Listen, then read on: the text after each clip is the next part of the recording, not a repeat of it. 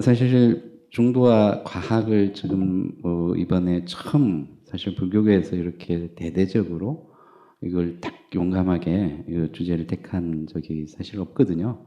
근데 뭐 지금 시작이라고 봅니다. 그래서 처음에는 좀 가볍게 시작을 했다가 이런 게 계기가 돼서 또 좀 더 깊은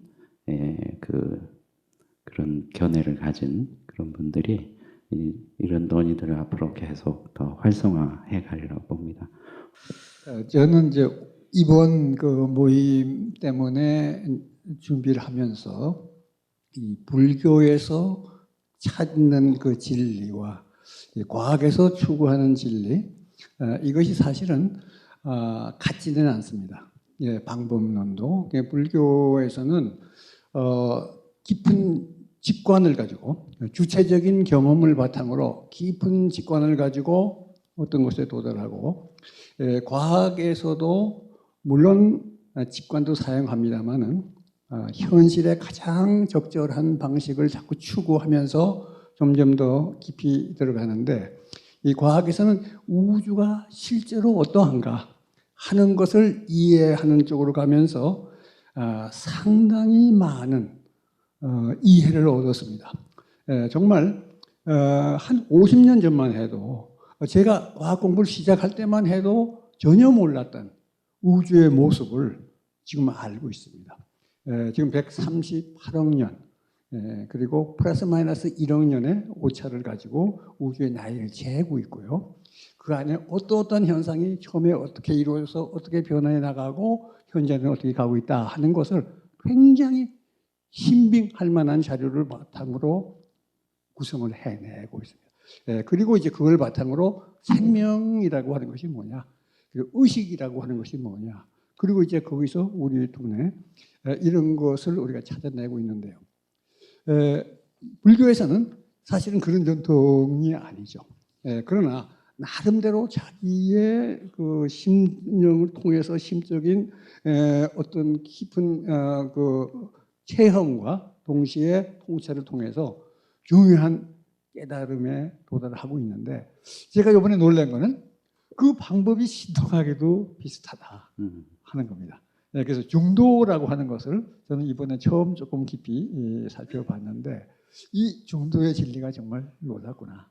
그래서 불교에서도 결국 근본적으로는 같은 방법을 쓰고 과학에서도 같은 방법을 쓰는데, 결국 그것이 똑같은 대상을 연구하는 건 아닙니다. 불교에서 그렇게 한다고 해서 우주에 138억 년이라는 답이 나오지는 않습니다. 그건 과학을 통해서 나오는 거고요. 근데 불교는 그러면서도 우리가 깨닫고 우리가 가야 될 길이 뭐냐 하는 거에서 명쾌한 답을 가지고 오거든요. 이것을 우리가 함부로 그냥 아무거나 머릿속에 떠오른다고 해서 나온 것이 아니고, 불교는 불교 나름대로 몇천 년을 걸쳐서 그것이 도달한 지혜의 알맹이다. 근데 그 방법이 놀랍게도 현대과학의 방법하고 흡사하기 때문에 현대과학에서 이런 놀라운 것을 이뤄낸 걸로 보면 그 방법을 우리가 신뢰하지 못하면 이게 나올 수가 없죠. 그리고 눈에 보이는 걸 굳이 얘기하자고 그러면 지금 뭐 AI라든가 지금 우주에 굉장히 멀리까지 가서 우리가 살펴보고 있고요. 우주의 사진을 엄청나게 정밀하게 찍고 있습니다.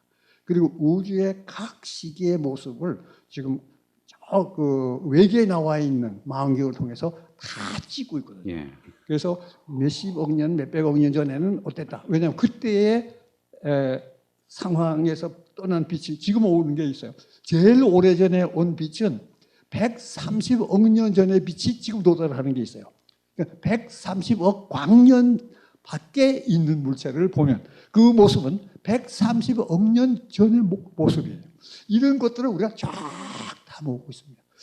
이건 참 엄청나게 놀라운데, 이러한 사실을 우리가 파악하고 그 안에 우리라고 하는 것이 어떤 형식으로 구성이 되어 있나 하는 것도 상당히 이해하고 있어서, 나는 정말 어떤 세계에 있는 어떤 존재인가 하는 것을 과학이 말해주는 답을 통해서 나를 의식하고 있고, 동시에 우리 그 주관, 내 마음 깊은 속에서부터 떠오르는 또 지혜를 불교 쪽에서 찾아내고 있기 때문에 이거 둘이 결합을 한다면은 우리가 정말 앞으로 어떤 방식으로 우리의 문명을 이끌어가야 살 길일까?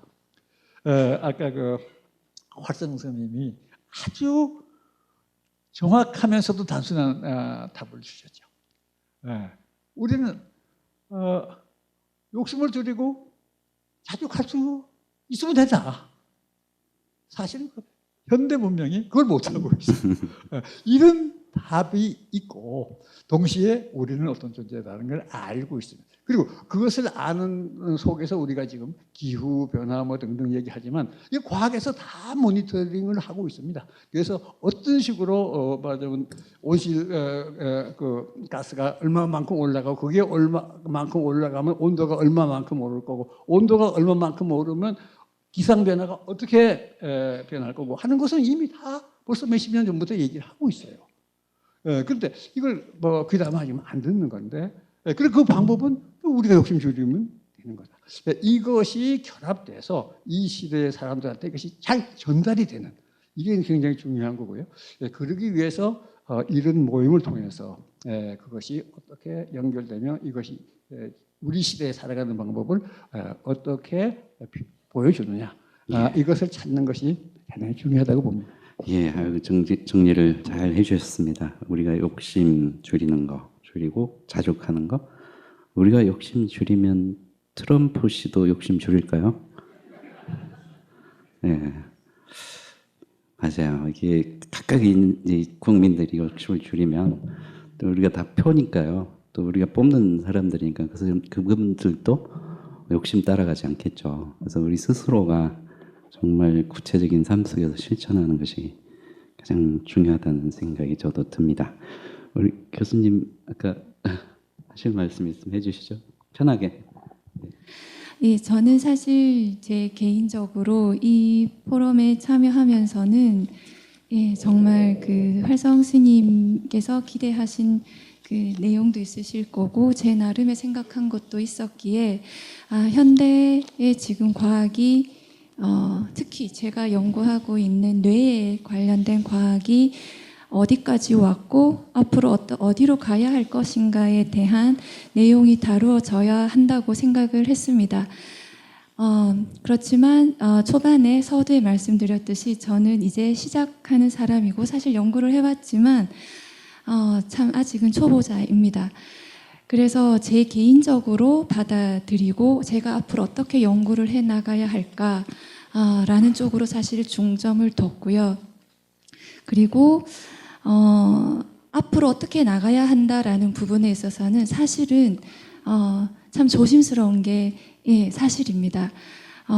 제가 모든 과학을 질문자의 말씀처럼 제가 공학까지 알고 있는 상황도 아니고 제가 알고 있는 분야는 그리고 그 지식은 참 미미합니다. 그런 상황에서 우리 과학은 이렇게 가야 합니다. 그런데 그렇게 말씀을 드리기에는 저는 불교도 사실은 잘 모르는 사람에서 그렇게 말 한마디를 던지는 것이 참 큰일입니다. 그래서 제 개인적인 생각과 제가 마음가짐을 앞으로는 과학을 할 때 이렇게 해야 되겠구나 하는 그런 마음을 다시 다잡는 것에 그 기회로 이 포럼의 발표로 섰습니다. 사실 정말 그 두 번째 그 코멘트 주셨던 그 분의 말씀처럼 또 활성 스님이 늘 말씀하셨던 것처럼 현재의 과학에 있어서는 많은 기술들이 더 우위에 있다라는 거 저도 사실 인정하고 있습니다. 그런데 그것이 어디에서 왔는지는 스스로 우리 자문을 해봐야 하지 않을까 합니다.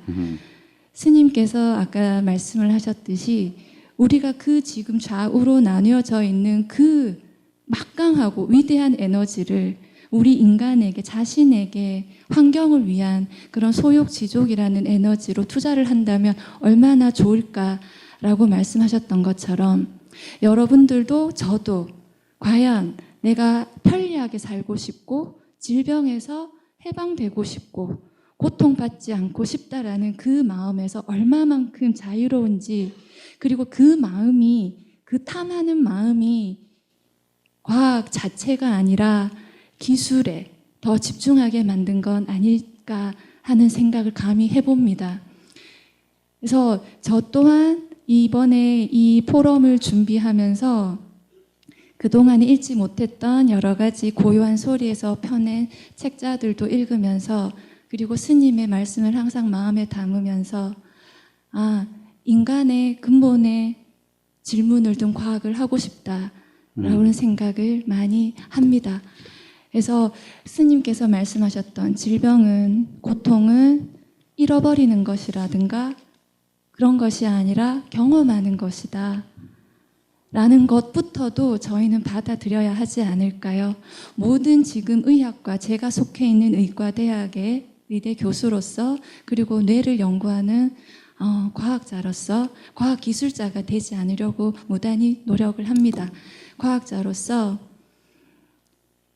질병, 단순 질병의 퇴치에 그런 것에만 집중하는 것이 아니라 순수 과학, 정말 인간이 무엇이고 자연 현상이 무엇이고 왜 벌과 나비는 저렇게 날아다니고, 이런 자연과학을 이해하는데 사실 여러분들의 에너지가 더 필요합니다. 왜냐하면 현직에 있는 이 과학을 담당하는 사람으로서 정부에서 주는 연구비에 의존할 수밖에 없습니다.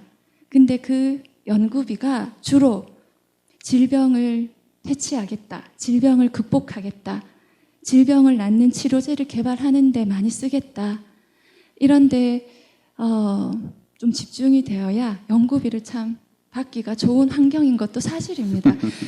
그런데 그것이 사실은 여러분들의 다 바람이지 않습니까? 그래서 이거는 순순히 그냥 과학자, 저희 한 사람만 바뀌어진다고 될 일은 아니라고 봅니다.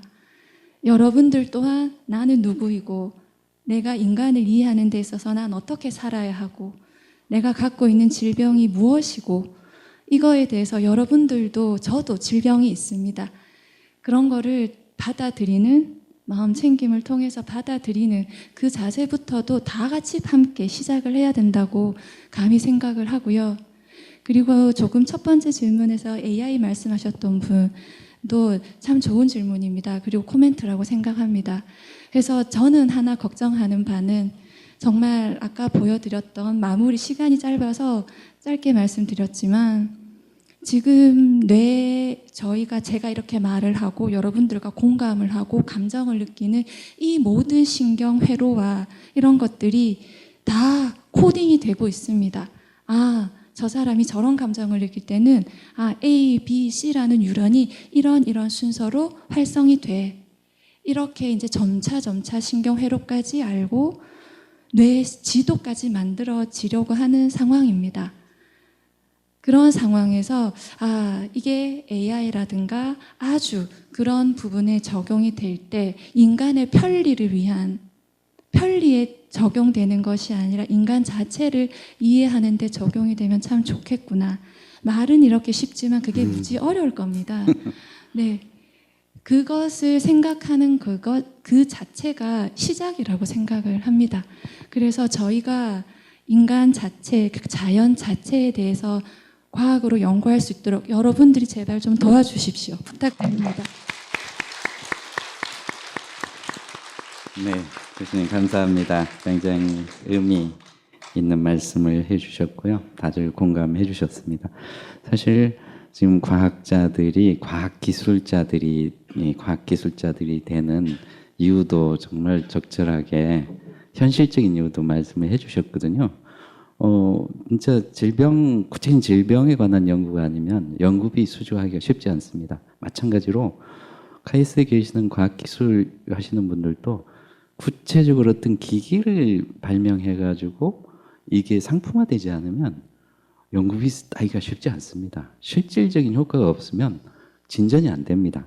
그래서 사실은 과학기술자들이 그런 비판을 받는 것도 아까 선생님 말씀하신 대로 그런 이제 아쉬운 점이 있지만, 이 과학기술대학에 최근에 어떤 일들이 지금 바뀌고 있는지 그걸 지금 말씀드리려고 합니다. 제가 카이스트에 들어가기 전에 카이스트의 핵심 가치가 두 가지였습니다. 한국에서 아시아에서 가장 먼저 만든 과학기술 대학입니다. 저기 홍콩 과기대, 싱가포르 난항공대, 일본 과학기술대가 다 카이스트를 벤치마킹 해가지고 만든 대학들이에요. 그런데 지금 순서가 바뀌고 있습니다.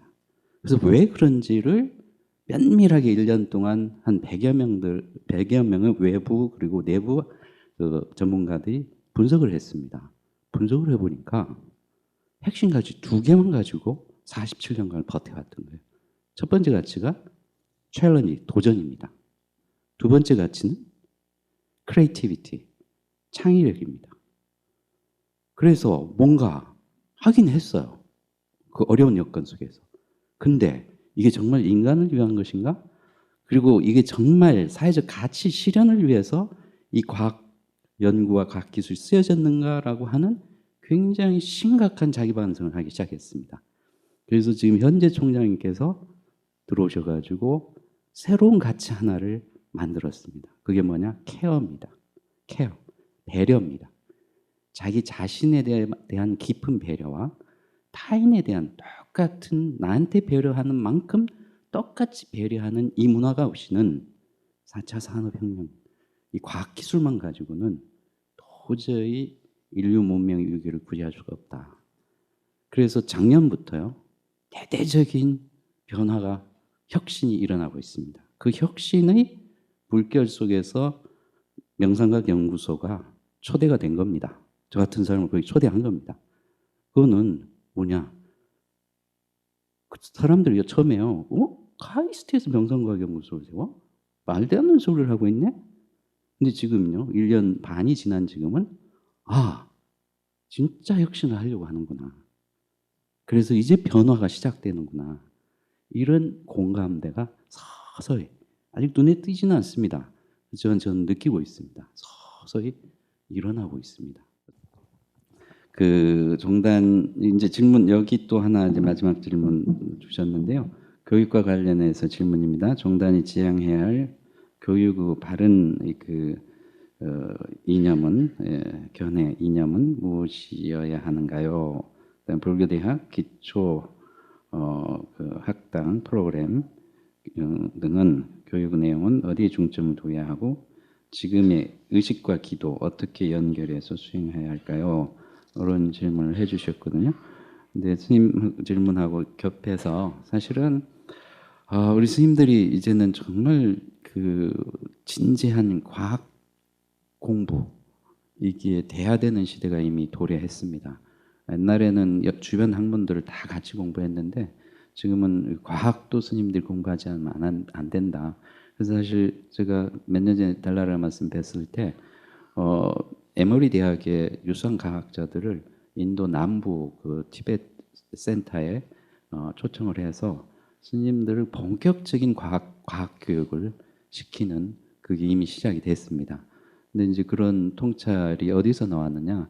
그분들은 많은 과학자들하고 대화를 하면서 이제 그 불교 지성들도 그쪽에 깨어나지 않으면 소통 자체가 잘 안 되니까 그런 이제 문제의식이 있었다고 봅니다. 그래서 저는 불교 대학이든 승가 교육의 내용이든 아까 교육 원장 스님 오늘 계시면 참 지금 이 자리에 계시면 좋은데 이러한 것들을 좀 더 활성화시키는 그래서 지금 이렇게 이례적인 자리에서 그 스님 제시하신 물질과 정신이 불이성, 불이 중도적 관점 이런 걸 심도 있게 논의하는 것은 거의 불가능합니다. 그래서 그런 것들은 이 닫혀진 이 공간에서 정말 전문가들 모시고 이틀이고 3일이고 뭐 계속 토론을 하면서 탐구하는 것이 맞는다고 봅니다. 그래서 이분 질문에 거기에 대해서 제가 한 말, 네, 저는 이제 그 물리학을 하기 때문에 물질 세계에 대해서 이제 관심을 가지는데요. 근데 거기서 내가 풀 수 없는 물리학으로 풀 수 없는 딱 한 가지 문제가 걸립니다. 나라는 게 뭐냐 이거죠. 근데 물리학에서는 쭉 나가다 이퀄 나는 안 나와요. 근데 나가 다 있단 말이죠. 그러니까 이것이 있는데 내가 물리학을 통해서 할 수 없다. 이런 문제 때문에 그 문제를 사실은 몇십 년을 두고 고심을 해온 사람입니다. 근데 오늘 이제 우리가 말씀드린 그 불교의 그 중도라고 하는 지혜를 보면 물질이냐, 그것도 극단이다. 또 마음이냐, 그것도 극단이다. 그러면 중도의 길은 뭐냐? 그래서 이제 제가 찾은 거는 우리 뇌 속에 있는 모든 것도 다 과학으로 연결이 돼요. 뭐 오늘 말씀하셨지만 여러 가지 신경세포도 다 물리법칙에 적용이 되거든요. 근데 그 마음이 나와요. 그래서 그것은 하나다. 마음과 나라는 주체는 하나인데 하나의 양측면이다. 외부로 볼 때는 물질이고 외부에서 볼 때는 물질밖에 안 보여요. 근데 나는 내가 돼봐야만 아는 내부에 내 몸을 구성하고 있는 내부에 느끼는 것이 나고 밖에서는 아무리 봐도 미산 스님 아무리 말씀 들어도 제가 볼 때는 미산 스님의 몸하고 물리적인 것밖에 안 보여요. 단 내가 나라고 느끼는 것과 미산 스님이 나라고 느끼는 것이 다시 내가 이러니까 미산 스님도 이럴 것이다 해서 그 말하자면 서로 소통은 되는데 나를 느끼는 건 나밖에 없거든요. 그래서 이 물질 내부에서 자체를 파악하는 것이 나다. 그래서 내적인 측면과 외적인 측면으로 이해하는 것이 가장 적절하다 하는 것이 제 잠정적인 결론이거든요. 네. 혹시 참고가 되시면 생각해 주시면 좋겠습니다. 예, 굉장히 아주 저도 바로 공감이 됩니다. 특히 명상과학, 지금 이제 명상을 과학적으로 연구하면서 1인칭 관점, 내가 나 자신의 모습을 보고 내 경지를 보는 거, 이걸 1인칭 관점이라고 합니다. 2인칭 관점은 비슷한 경험을 한 구루, 스승이 내가 한 경험을 들어보고 나하고 비슷한 경험을 했네 하고 인정을 해주는 거예요. 근데 너와 나 사이의 이야기만 가지고 이걸 과학화됐다고 할 수가 없죠. 그래서 3인칭 관점을 설정합니다. 그 3인칭 관점은 기기를 대가지고 측정해보고 재보고 찍어보고 호르몬 측정을 해봐가지고 진짜 변했네? 그러면 이게 과학적으로 명상이 효과가 있다. 또 이런 기제에 의해서 했다라고 검증을 한 거라고 받아들입니다. 그래서 말씀하신 대로 거기에 이제 내가 경험한 것은 나밖에 몰라요. 근데 비슷한 경험을 한 사람 하면 인정을 해줘서 그냥 소통이 되는 거죠. 근데 제3자가 이걸 검증하지 않으면 이거는 진짜 과학 영역으로 들어갈 수가 없죠. 예, 이야기가 더 많이 길어질 것 같은데요. 여기까지 오늘 종합토론 마치도록 하겠습니다. 감사합니다.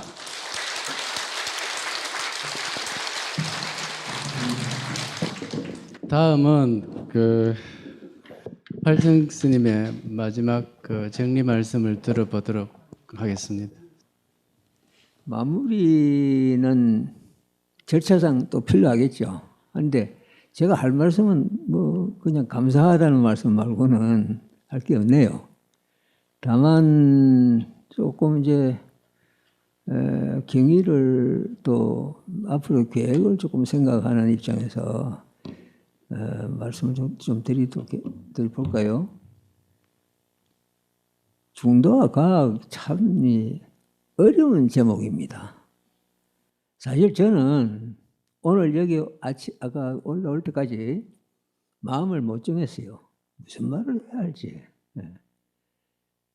이래 생각해도 저래 생각해도 그 중도 과학, 중도는 또 과학은 한 가지 공통되는 점은 지금 이 지구 인류를 이끌고 있는 내지는 인류의 의지처가 되고 있는 두 요소다. 그건 생각해야 됩니다. 그러나 그 다음에 그러면 중도와 과학이 두 요소인데 협업이 가능할까? 제가 아까도 말씀드렸듯이 예를 들면 차라리 과학과 불교와 과학이라고 했으면 뭐 두 카테고리를 어떻게 좀 뭐랄까 조화를 시킨다 할까 협동하도록 하는 것도 학문 대 학문이니까 어떻게 보면 과학 불교도 학문적 측면도 있거든요. 그 학문적 측면과 그리고 과학이라는 학문과를 접합을 시킬 수 있겠는데 중도와 과학이다 이 말이야. 네. 그럼 중도가 이게 학문이 되는가? 제가 생각해는 제가 뭐 중도를 깊이 생각을 많이 안 해봐서 그런지 뭐 어쩐지 모르지만 중도는 하나의 실천 분야지. 그게 어떤 그 과학적 연구의 대상은 좀 안 맞다고 봐요. 즉 밸런스가 안 맞는 거예요. 과학과 중도. 예를 들면 뭐 중도와 기술과학 하면은 조금 모르겠어요. 방금 뭐 기술과학 말씀이 나오니까. 그런데 과학 하면 아주 광범위하고 어떻게 보면요. 과학 아닌 게 어디 있어요. 원시 시대부터 과학은 참 그야말로 인류가 합리적 사고를 하기 시작하고부터는 과학은 항상 있었던 거예요. 그리고 실제로는 합리적 이전에도 있어요. 예를 들면 주술로 병을 고친다? 그럼 그게 과학인가 아닌가? 그것도 과학이에요. 그런데 그게 그렇게 합리적인가? 그 조금 의문의 여지가 있죠. 그래서 참 어려워. 과학이라는 건 너무 광범위한 겁니다. 그리고 사이언스라 하잖아요. 모든 학문 다 사이언스 아니에요? 그렇죠? 모든 학문이 다 사이언스예요. 그런데 우리가 지금 이제 암묵리에 자연과학, 그것도 근대 한 200년 동안 발달한 서양의 과학, 자연과학, 그걸 막 과학이라고 하자 하고 이제 암묵리에 합의해서 그래서 오늘 이런 이야기를 이제 쭉 전개되고 있다고 봅니다.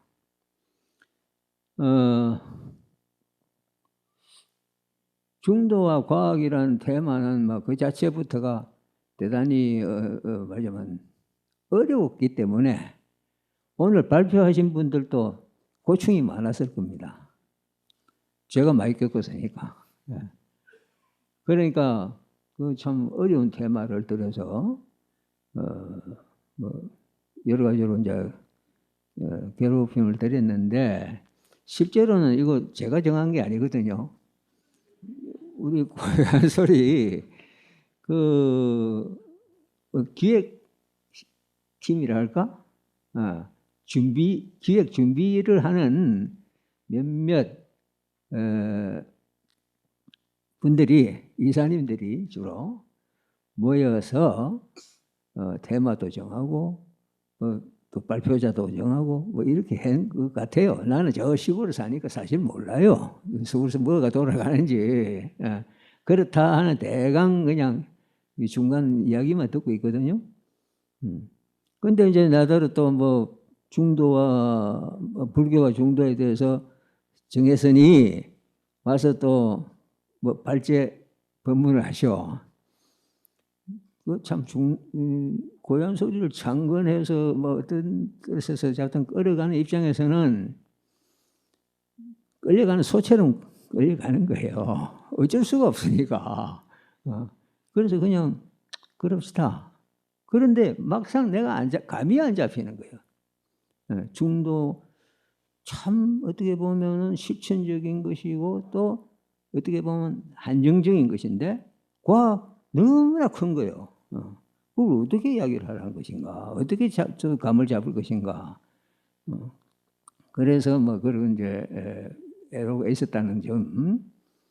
그리고 발표하신 분들도 똑같이 그런 애로를 아마 겪었을 것이고 그 점은 앞으로 우리 기획하시는 분들이 조금 더 세심하게 예를 들면 중도의 범위와 비슷한 범위로 어떤 뭘 잡아서 그렇게 좀 해주면 모두가 생각이 정리가 쉽게 안 되겠나. 내가 얼핏 들으니까 다음에는 뭐 중도가 경제? 어때요? 그렇죠? 그것도 조금 글쎄요. 과학보다는 경제는 확실히 좁아요. 경제학이니까. 그래서 좁으니까 되긴 되는데 뭐 그런 점을 좀 고려해서 앞으로는 예를 들면 뭐 현대 자본주의 경제라든가 뭐 이런 식으로 좀 구체적으로 좀 잡아주면 훨씬 발표하시는 분들도 쉽지 않겠나 생각합니다. 그러나 지금 중도는 참 중요한 테마입니다. 어쨌건 간에 불교 중도 빼면 뭐가 있어요? 그렇죠? 불교가 초전법륜에서 시작된다면 초전법륜의 첫 마디가 내가 깨달은 바는 중도다 이렇게 나오는데, 즉 부처님이 중도를 깨달으면서 불교가 시작된 건데, 그래서 그거는 사정제, 팔정도 모든 그 삼전 12상 이런 이야기로 쭉 전개해야 되는 아주 참 중요한 계기인데, 그 중도를 돌아보면 역사적으로 초기에 부처님은 중도를 굉장히 좀 중요시해서 중도적 팔정도를 해서 팔정도 안 들어가는 이야기는 하나도 없어요. 모든 것을 해결하는 그 방법이자 키이자 그게 팔정도예요. 그런데 제가 과문한 탓인지, 내가 뭐 이 불교사를 전공하는 사람 아니고 하니까 또 그런 책을 내가 게을러서 읽지도 않아요. 하니까 모르긴 하지만 얼핏 이래 보면 인상이 부처님에게 그렇게 중요했던 중도가 뒤에 내려오면서 자꾸만 좀 희석되고 변질되는 느낌을 금치 못합니다. 당장 대승불교에서 중도 이야기하죠. 그런데 그거는 용수보살의 팔불 중도거든. 그럼 우리가 팔정도 중도와 팔불 중도가 같을까? 다를까? 하나는 굉장히 구체적 실천적인데, 예를 들면 정어, 실천적이에요. 그런데 팔불 중도에 가면 불, 불이 굉장히 추상적입니다. 그래서 철학화 돼버려요. 그러한 걸음에서부터 시작되어 가지고 뒤에 내려오면은 점점 이제 춤을 춰요. 아마 유식에서 불교 중도를 가장 많이 이야기하는 것 같아요. 유식 중도. 그런데 구사론 같은 데는 아예 중도가 말이 안 나온다고 그래요. 그럼 구사론은 얼마나 중요한 경이에요? 그렇죠? 그런데 그건 중도가 안 나온다고 그래. 내가 직접 확인한 건 아니고 학자들이 확인한 바야, 그것도 책임 있는 발언을 하는 분의 발언을 빌려보면 그렇다고요. 즉 중도가 사라져요. 한국 불교에서 중도 이야기했어요? 네? 아까 유로선님도 뭐 말씀하시던데 대성경 불교에서 중도가 없다는 이야기죠. 중도에 관심이 별로, 그리고 중도의 중요성에 대한 강조도 별로 없고, 중요는 생각해도 안 해도 되는 한가한 이야기고, 중요한 거는 깨달음이고. 그럼 뭘 깨닫느냐? 부처님은 중도를 깨달는데 우리는 뭘 깨닫느냐 하면은 조금 좀 범위가 넓어져 버리고 좀 애매해서 나도 잘 모르겠어요. 그런 형편이니까 말하자면 중도 입장에서 보면은 시간이 지나가면서 홀대를 받거나 외면당하는 거예요. 그래서 이래서는 안 되겠다. 중도를 되살려야겠다. 중도를 불교의 핵심에다 갖다 놔야겠다 하는 생각을 하게 되었고, 그래서 이런 포럼을 시작하게 된 겁니다. 이건 시작입니다. 그래서 이 중도와 같이 중요한 문제가 그렇게 몇 번 포럼 한다고 해결될 것 같으면은 아예 문제도 아니죠. 이 시작이고 오늘 여러분이 이래 들어보셨지만 뭐 알듯 말듯 하죠. 솔직히. 왜 그 중도와 연결이 되는지 참 어렵잖아요. 그러나 우리는 자꾸 이제 모색을 해 나가야죠. 그래서 앞으로 지금 내가 기획하시는 분들 말씀을 간접적으로 요약해 바를 조금 더 건데, 앞으로 말하자면 여기에서 하는 이거는 이제 어떻게 공식 행사고, 이 공식 행사는 이제 3번이면 족하니까 또 사실 이 경비도 많이 들고, 고향소리로서는 이 경비 감당할 능력도 없고, 그래서 이거는 이제 이만하자. 그래, 뭐 이까지 한 것만 해도 장하니까 우리가 할 일을 할 거 아닙니까? 우리 회원님들의 그 참 성금에 위해서 겨우 유지를 하는 식으로 어렵사리 했는데 그걸 계속 할 힘은 없거든요. 그래서 3번으로 끝내고, 그리고 다음에 그러나 중도의 문제는 참 중요하니까 안 할 수 없다. 그래서 북여지책으로 역경을해서 하자. 그래서 포럼을 계속하면서 이제 중도와 경제 문제도 한번 다뤄보고, 뭐 앞으로 아마 정치 문제도 다루고 뭐 별거 다 다뤄볼 생각일 것 같아요. 왜? 의욕이 강하거든요. 욕심이 많거든. 소욕이 아니라 대욕이요. 그야말로. 그런데 우리 회장단부터가 뭐 그렇게 대욕에 꽉 차서 그냥 밀어붙이겠다는데 좋은 뜻인데, 불교가 뭐 사실 그런 거 안 하면 뭐 합니까? 중도 해야죠. 그야말로 그건 해야죠. 그래서 이제 아마 내년에 뭐 날짜는 아직 뭐 모릅니다. 역경원에서 일단 계속 맥맥을 이어갈 생각은 하고 있습니다. 문제는 이제 나도 좀 뭐 여러 가지로 힘에 부치고 하니까 누군가가 이제 좀 주제 발표도 해주고, 그래서 뭐 좀 더 젊고 힘찬 그런 집회를 하게 되기를 저도 빌겠습니다. 마무리 이야기를 하는데, 실제로 이제 이런 일을 이렇게 뭐 방금도 말씀한 기획에 있어서의 어려움이라든가 이런 게 얼마나 힘들겠어요. 그래서 우리 기획팀을 위시해서 고향소리 이사님들, 또 고향소리 그 관여한 회원님들 모두에게 참 감사의 인사를 안 드릴 수 없습니다. 그런 의미에서 여러분도 박수 한번 쳐주십시오.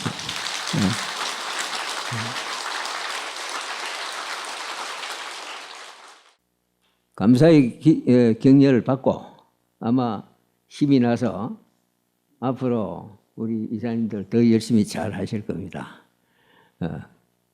그리고 제가 또 드릴 말씀이 별로 없습니다. 그만 그치겠습니다. 예, 감사합니다.